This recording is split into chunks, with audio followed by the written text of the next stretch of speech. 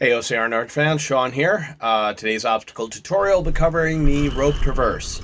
This will be a common obstacle you'll see at some of the longer Spartan races, and you'll see some variations of that on several other races. And there are some of the techniques covered in this video that will be applicable to similar obstacles, such as the monkey net traverse at Fit Challenge. So the rope traverse is can be a challenging obstacle.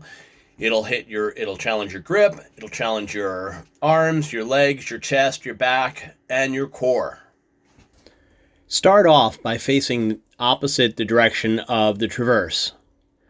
Grip the rope with both hands, one in front of the other. Pull down on the rope and lean back to give you room to get your legs up onto the rope.